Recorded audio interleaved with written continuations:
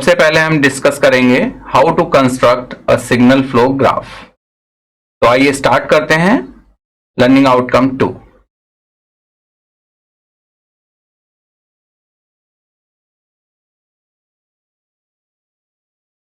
Construction of signal flow graph और SFG. जैसा कि मैंने पहले ही आपको बताया है कि सिग्नल फ्लो ग्राफ और ब्लॉक डायग्राम में डिफरेंस क्या है। ब्लॉक डायग्राम क्या होता है कि जो भी कंट्रोल सिस्टम है या कंट्रोल सिस्टम के इनसाइड इलेक्ट्रॉनिक सर्किटरी है उसको हम एक ब्लॉक से रिप्रेजेंट करते हैं। सिग्नल फ्लो ग्राफ में हम उस चीज को यानी कि उस ब्लॉक को या उस सिस्टम को या फिर उस सर्किटरी को एक लाइन से रिप्रेजेंट करते हैं और वो लाइन पे ही सिग्नल का फ्लो हम शो करते हैं। और जो सिग्नल फ्लो का डायरेक्शन है वो एक एरो के से शो किया जाता है। ब्लॉक डायग्राम में भी एरो होता था। एरो का डायरेक्शन ये बताता था कि हम किस डायरेक्शन में मूव कर रहे हैं या सिग्नल किस डायरेक्शन में फ्लो कर रहा है, इनपुट टू आउटपुट या फिर आउटपुट टू इनपुट। वैसे ही सिग्नल फ्लो ग्राफ में भी एरो जो है बताएगा आपको कि सिग्नल किस डायरेक्शन में जा रहा है।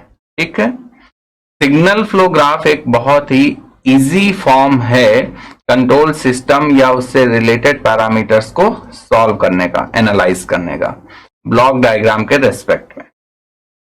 अब बात आती है कि अगर हमें कंट्रोल सिस्टम के बारे में कोई इंफॉर्मेशन दी हुई है, जिस कंट्रोल सिस्टम को हम स्टडी करने जा रहे हैं, उस कंट्रोल सिस्टम की इंफॉर्मेशंस की हेल्प से हम कैसे सिग्नल फ्लो ग्राफ को कंस्ट्रक्ट करेंगे। ठीक है, जैसे हमने बताया था कि सिग्नल फ्लो ग्राफ में आपको 8-10 प्रॉपर्टीज हमने बताई। नोड होता है, लाइन होती है, उसमें लूप फॉर्म होते हैं, फॉरवर्ड पाथ होता है, फीडबैक पाथ होता है, फॉरवर्ड पाथ गेन होता है, फीडबैक पाथ गेन होता है, लूप गेन होता है। ये सब कुछ हमने फर्स्ट लेक्चर में डिस्कस किया था, फर्स्ट लर्निंग आउटकम में। अब उन्हीं पैरामीटर्स को लेकर के हम सिग्नल फ्लो ग्राफ को कंस्ट्रक्ट करेंगे। तो कौन कौन से सबसे इंपॉर्टेंट है? नोड। ठीक है, नोड किसको रिप्रेजेंट करते हैं? वेरिएबल्स को रिप्रेजेंट करते हैं, चाहे वो इनपुट वेरिएबल हो या फिर आउटपुट वेरिएबल हो। देन लाइंस, जो दो नोड्स को कनेक्ट करती हैं। ठीक है, तो वो लाइंस सिग्नल फ्लो को रिप्रेजेंट करती हैं। अब ये जो नोड या वेरिएबल्स हैं और जो सिग्नल फ्लो है, ये इसको हम किस से रिप्रेजेंट करेंगे? कंट्रोल सिस्टम को किसी इक्वेशन से, उनको हम बोलते हैं सिस्टम इक्वेशंस। तो अगर हमें सिस्टम इक्वेशंस गिवन है और उससे हमें सिग्नल फ्लो ग्राफ कंस्ट्रक्ट करना है, तो कैसे करेंगे वो हम एक्सप्लेन करने जा रहे हैं। देन हम इसके बाद आएंगे कि सिग्नल फ्लो ग्राफ को सॉल्व करना है, उसका ट्रांसफर फंक्शन सॉल्व करना है। तो हम फिर इसमें देखेंगे आगे कि मेसन्स गेन फॉर्मूला क्या होता है, उसकी हेल्प से हम कैसे ट्रांसफर फंक्शन इसका डिराइव करेंगे। ठीक है, one by one step by step चलेंगे। तो सपोज हमारे पास कुछ सिस्टम इक्वेशंस हैं, उन सिस्टम इक्वेशंस को हम पहले लिखेंगे, फिर हम उससे सिग्नल फ्लो ग्राफ ड्रॉ करेंगे।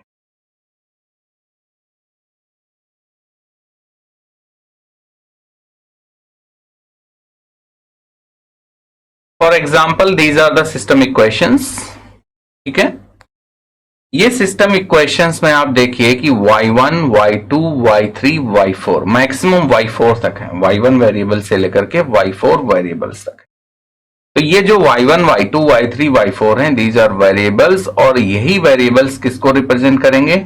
नोड्स को रिप्रेजेंट करेंगे।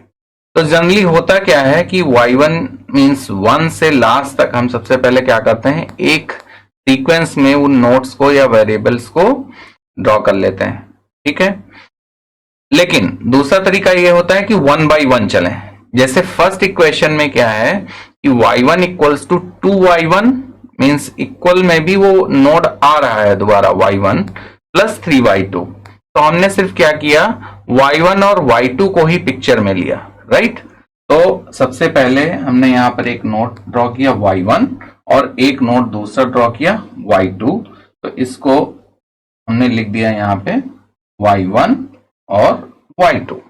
ठीक है, अब इक्वेशन क्या है, y1 इक्वल्स टू 2y1, यानी कि मैंने आपको स्टार्टिंग में ही बताया था फर्स्ट लेक्चर में कि y1 इक्वल्स टू 2y1 का मतलब क्या है कि इनपुट y जो इस साइड में y1 है, यहां पर आप देखेंगे this y1 is output, right, और ये किसके इक्वल है, 2y1, तो 2 तो उसका कांस्टेंट हो गया, ये y1 इसके लिए इनपुट हो गया, प्लस y2 इनपुट हो गया और 3 कांस्टेंट से मल्टीप्लाई हो गया तो 3y2, तो इन दोनों को जब सम किया तो y1, तो सम हमेशा कहां पे होता है, एक नोड, पर्टिकुलर नोड पे सम होता है। ठीक है, तो इस y1 आउटपुट ये है, इसमें दो वेरिएबल्स आ रहे हैं, y1 itself एंड y2, तो y1 itself is acts as an input here and this y2 acts as an input also, but output finally आपको क्या मिल रहा है, y1 मिल रहा है। तो आपको इसमें ये ध्यान देना है, हम इन नोट्स को थोड़ा साइड में मेंशन करेंगे अभी। First one is y1, second one is y2। तो y1 equals to 2y1, first focus on this first term, तो y1 equals to 2y1 means output तो y1 है ही है और इसके लिए इनपुट क्या है, y1 इटसेल्फ। तो यहां पे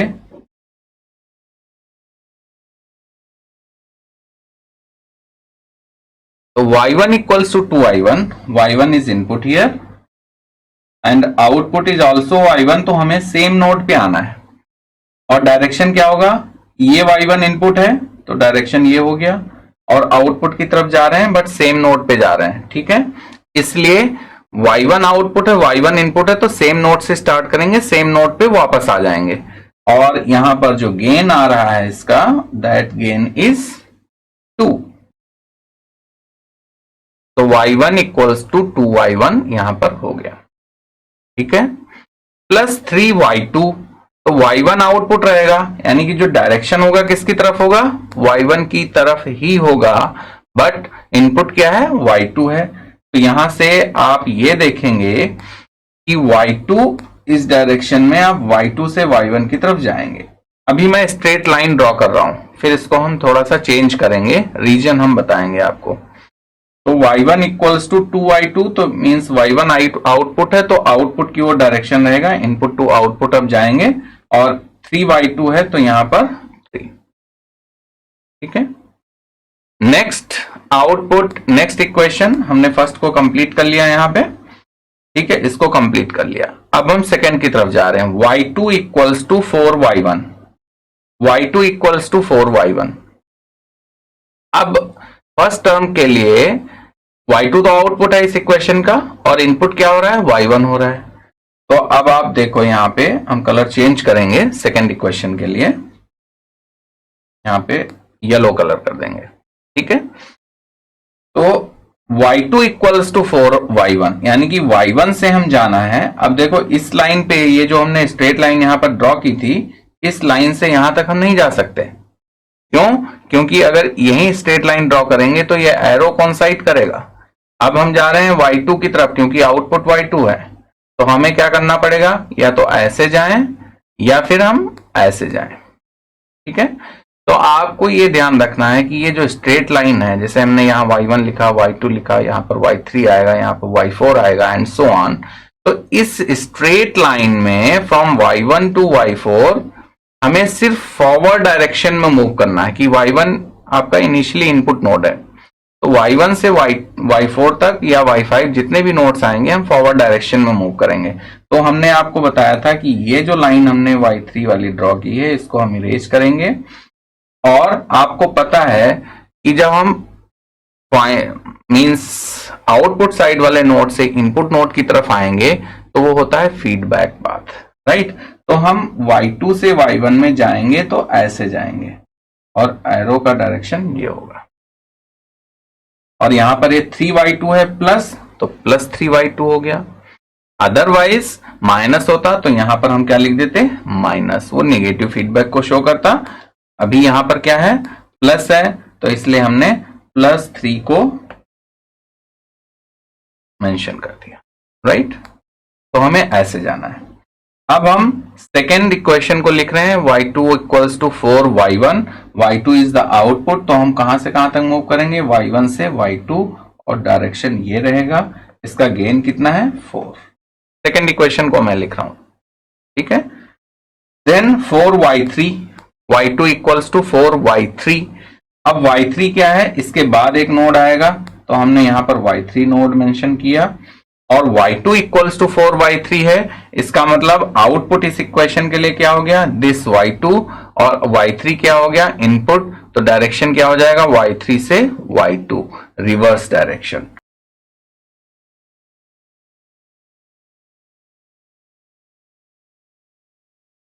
और ये कितना है, 4। तो सेकेंड इक्वेशन कंप्लीट हो गई। हमने सेकेंड इक्वेशन को यहां पर कंप्लीट कर लिया। अब आते हैं third equation, y3 equals to 5y2। y3 output है यहां पे, और 5y2, 5 गेन है, y2 क्या है, इनपुट। तो नोड y2 वेरिएबल है, तो ये इनपुट वेरिएबल हो गया। तो इसको हम कहां से जाएंगे, y2 से y3, और इसका गेन कितना हो गया, 5। थर्ड इक्वेशन यहां पर कंप्लीट हो गई। अब हम चलते हैं फोर्थ इक्वेशन की तरफ। तो fourth equation 6y3, y4 equals to 6y3। तो एक नोड आएगा यहां पर y4, और इसमें इनपुट क्या है, y3। तो y3 इनपुट है, यानी कि y3 से y4 की तरफ हम जाएंगे, ये गए, और डायरेक्शन क्या हो जाएगा, दिस, और गेन कितना है, 6।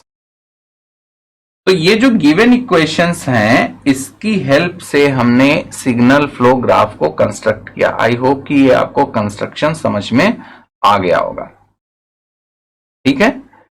एक बार हम इसको रिपीट कर रहे हैं। फर्स्ट इक्वेशन पे आप ध्यान दीजिए, हमने फोर्थ इक्वेशन को कंप्लीट कर लिया है। अब हम फर्स्ट इक्वेशन पे ध्यान दीजिए आप। फर्स्ट इक्वेशन है y1 इक्वल्स टू, उसका फर्स्ट टर्म 2y1।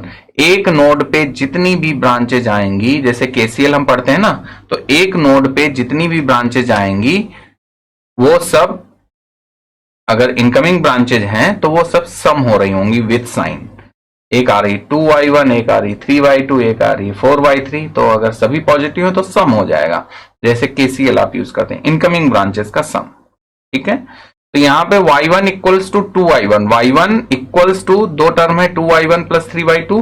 तो एक इनपुट y1 हो गया जिसका गेन 2 है, एक इनपुट y2 हो गया जिसका गेन 3 है। तो यहाँ पे y1 इनपुट हो गया और सेम आउटपुट मिल रहा है, तो गेन 2 के साथ y1 इक्वल्स टू 2y1, और y1 इक्वल्स टू 3y2। तो यहां से y2 इनपुट 3y2। कलर पे ध्यान दीजिएगा, फर्स्ट इक्वेशन को ब्लू, सेकंड इक्वेशन को येलो, थर्ड इक्वेशन को ग्रीन, एंड फोर्थ इक्वेशन को हमने पिंक से रिप्रेजेंट किया है, ठीक है।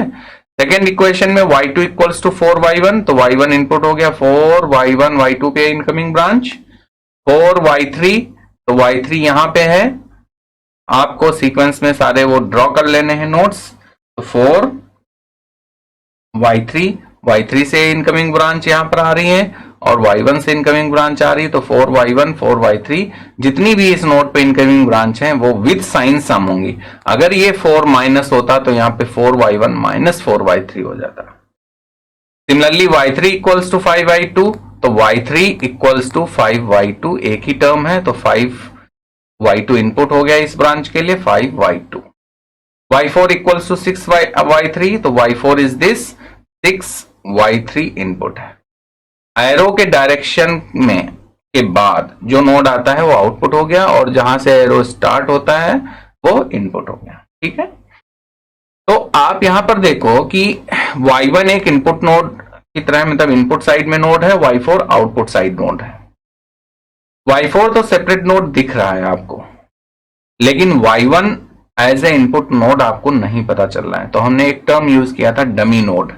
तो आप क्या कर सकते हो, यहां पे अगर एक इसी इनपुट को आपको रिप्रेजेंट करना है, तो एक डमी नोड को आप यहां पर लिख सकते हो, जिसका गेन कितना होगा, 1, ठीक है, राइट।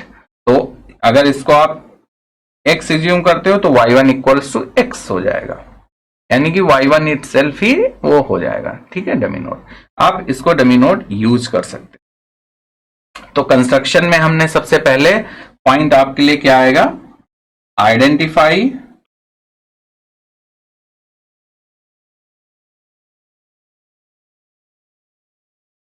टू, जो पॉइंट्स हमने बताया, identify number of variables y1 y2 y3 y4 represent each by a node, हमने रिप्रेजेंट कर दिया। और जो उनके कोफिशिएंट्स हैं 2 3 4 5 6, जितने कोफिशिएंट्स हैं, these are called branch gains. जो ब्रांचेस उन सभी नोड्स, उन दोनों नोड्स को ज्वाइन करती हैं, उनका गेन हो गया, ठीक है।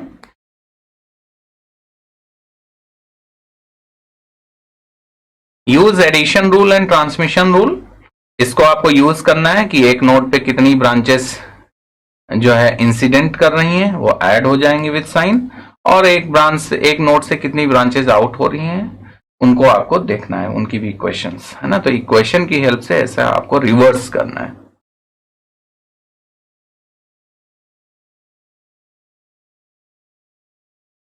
Fourth, identify input and output nodes after implementing all equations. तो हमने आपको क्या बताया, ये जो y4 है ये आउटपुट नोड हो गया, और ये जो यहाँ पे y1 है, एक्चुअली इस पे इंसिडेंट भी हो रही है ब्रांचेस और टर्मिनेट भी हो रही हैं, तो इसलिए इसको हम एज ए इनपुट नोड नहीं कहेंगे, तो इसलिए हमने इसको एक्सटेंड कर दिया।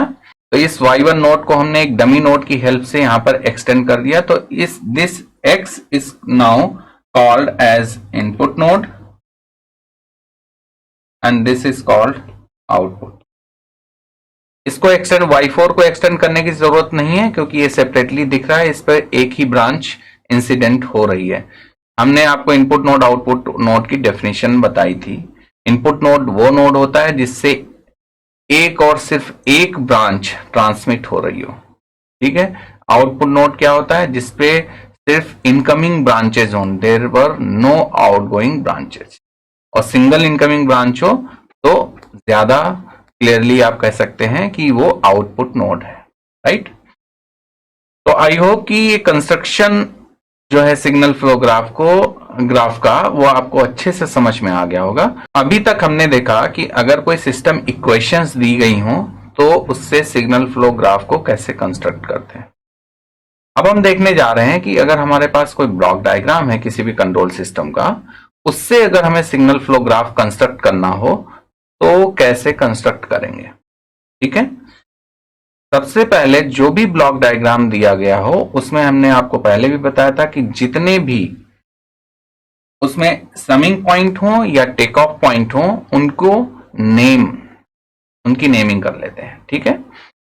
जैसे मान लिया 4 समिंग पॉइंट हैं, तो समिंग पॉइंट को S1 S2 S3 S4, take off point 3 है तो T1 T2 T3, ऐसे हम उनकी नेमिंग कर लेते हैं। आइडेंटिफाई करना बहुत जरूरी है, ठीक है। तो यहां पर फर्स्ट समिंग पॉइंट, और हमेशा इनपुट टू आउटपुट चलेंगे, ऐसा नहीं कि रैंडम कहीं मिड में दिख गया समिंग पॉइंट तो उसको S1 कर लिया। कर आप सकते हैं, लेकिन उससे आपकी जो एनालिसिस है वो डिफिकल्ट हो जाएगी, इसलिए हमेशा आप इनपुट नोड से स्टार्ट करें और आउटपुट नोड तक चलें। S1 S2, there are 2 summing points S1 S2। First take off point यहां पर है T1, उसके बाद टेक ऑफ पॉइंट आप यहां से इनपुट से आउटपुट तक जाएं, देखें यहां पर भी टेक ऑफ पॉइंट नहीं है और ये टेक ऑफ पॉइंट आपको मिला, ठीक है। तो इसको हमने क्या कर लिख दिया यहां पे T2, देन उसके बाद नेक्स्ट टेक ऑफ पॉइंट है T3, ठीक है। तो यहां पर 2 समिंग पॉइंट और 3 टेक ऑफ पॉइंट हमें मिल गए।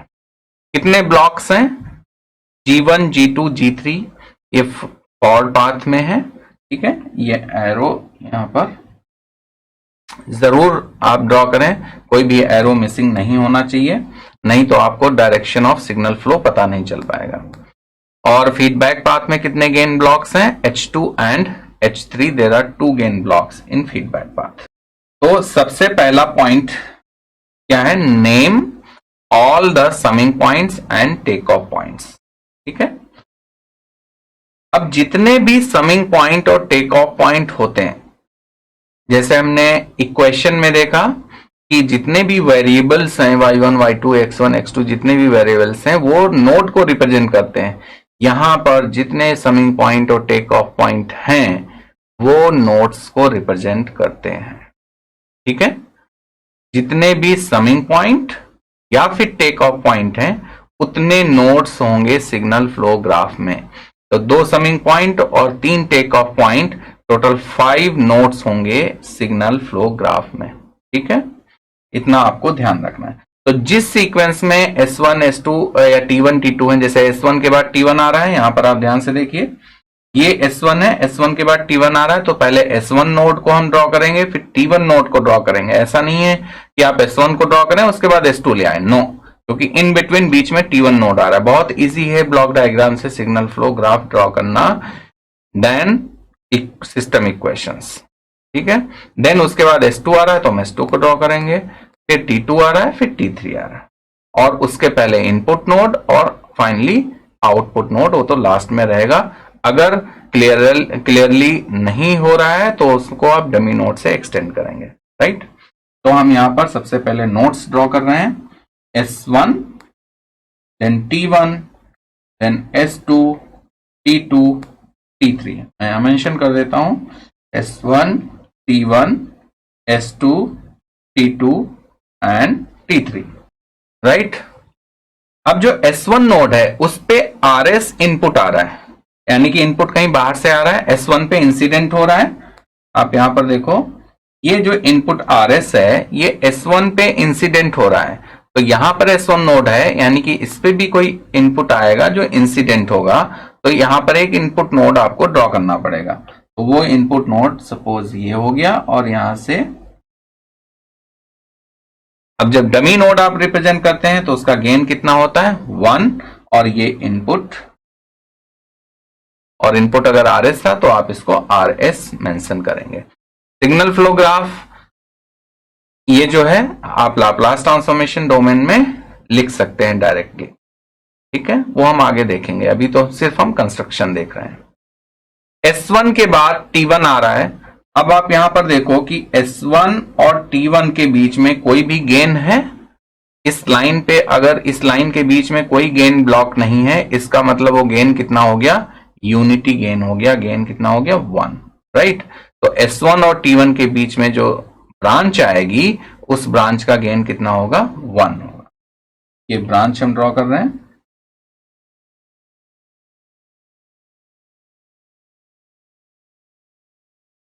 और इसका गेन कितना है, 1। अब हम बढ़ते हैं T1 से नेक्स्ट नोड की तरफ। तो ये है हमारा T1 ब्लॉक डायग्राम में देखिए, और नेक्स्ट नोड क्या है, S2 है। अब T1 से जब S2 की तरफ आ रहे हैं तो देयर आर 2 ब्रांचेस, एक G1 और एक है ब्रांच G3, यानी कि 2 ब्रांचेस हैं जिनके गेन डिफरेंट डिफरेंट हैं, G1 एंड G3। और यहां पर एक प्लस साइन है, ऐड हो रहे हैं, तो आप डायरेक्टली ऐड करके भी शो कर सकते हैं, वो एक शॉर्ट स्टेप है, लेकिन ऐसा नहीं करना है। जैसा ब्लॉक डायग्राम वैसा सिग्नल फ्लो ग्राफ होना चाहिए उसके कॉरेस्पॉन्डिंग। तो T1 से G1 देखिए, RS से अगर डायरेक्ट इस पाथ पे आप चलेंगे तो आउटपुट पे आप सीधे पहुंचेंगे, तो एक फॉरवर्ड पाथ हो गया, और दूसरा फॉरवर्ड पाथ क्या हो गया, यहां से गए G3 के थ्रू होते हुए फिर इस S2 पे आते हुए और आउटपुट पर चले गए, ये एक फॉरवर्ड पाथ हो गया। तो G1 एंड G3 से 2 फॉरवर्ड पाथ आपको मिल रहे हैं, इसलिए आपको भी कंबाइन नहीं करना है, G1 को सेपरेट और G3 को सेपरेट रिप्रेजेंट करना है।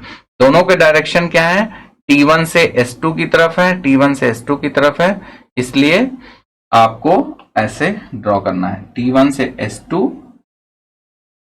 स्ट्रेट। इसका गेन कितना है, G1 गेन है, तो यहां पर हम कितना मेंशन करेंगे, G1। और T1 से S2 एक गेन कितना आ रहा है, G3, डायरेक्शन इज सेम, तो ये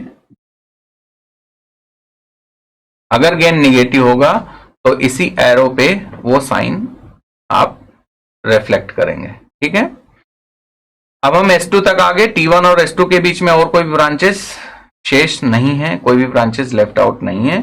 अब हम आगे बढ़ते हैं, सबसे पहले हम फॉरवर्ड पाथ देख रहे हैं। ठीक है, अब इस S2 से हम बढ़ेंगे आगे की तरफ, ये नेक्स्ट आ रहा है T2। तो S2 और T2 के बीच में गेन कितना आ रहा है, G2, और ये फॉरवर्ड डायरेक्शन में है, तो S2 से T2 पे गेन G2।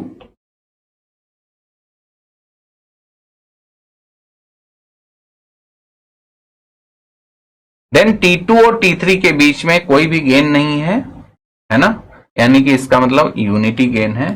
तो T2 और T3 के बीच में एक यूनिटी गेन,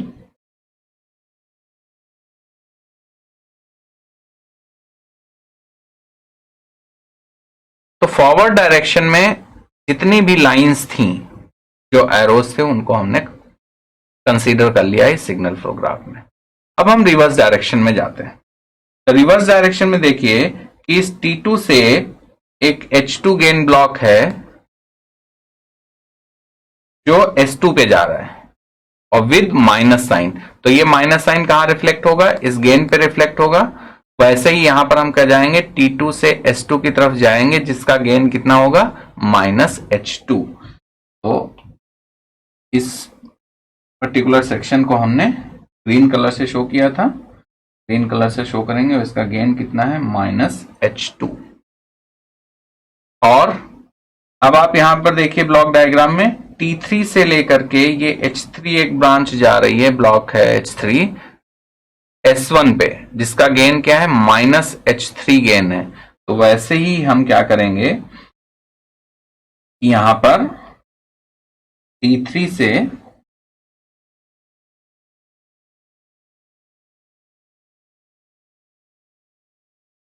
S1 पे जाएंगे, रिवर्स एरो, गेन कितना हो गया? Minus H3। अब देखो ये जो लास्ट में नोड है T3, इस पे एक इनकमिंग ब्रांच पे भी है, एक इस आउटगोइंग ब्रांच भी है। तो ये एक स्पेसिफिक आउटपुट नोड नहीं है, तो इसलिए आउटपुट नोड पे सिर्फ और सिर्फ इनकमिंग ब्रांच होनी चाहिए। तो हम क्या करेंगे कि यहां से एक डमी नोड हम ड्रॉ करेंगे जिसपे सिर्फ और सिर्फ इनकमिंग ब्रांच होगी, जिसका गेन कितना होगा? 1, क्योंकि सेम नोड को हमें एक्सटेंड करना है। और ये हो गया आउटपुट। तो input, output and in between all the nodes और वेरिएबल्स विद गेन्स, ये सिग्नल फ्लो ग्राफ हो गया, ब्लॉक डायग्राम की हेल्प से हमने ड्रॉ कर लिया। तो स्टेप्स तो आपको समझ में आ गए होंगे, फिर भी हम इसको आपको नोट करा देते हैं एक एक स्टेप।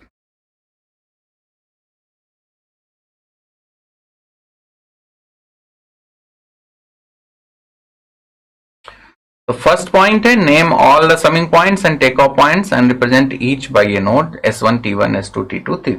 ठीक है।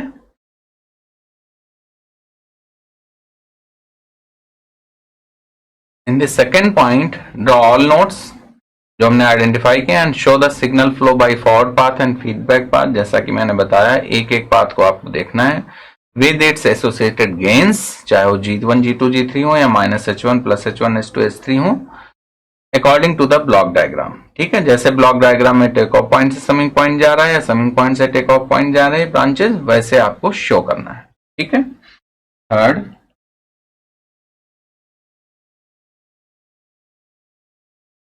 तो थर्ड पॉइंट, जैसा मैंने बताया कि इनपुट और आउटपुट नोड अगर डिफरेंशिएबल नहीं हो तो आप उनको सेपरेट ड्रॉ करेंगे बाय यूनिटी गेन। ठीक है, और SFG कंप्लीट हो जाएगा।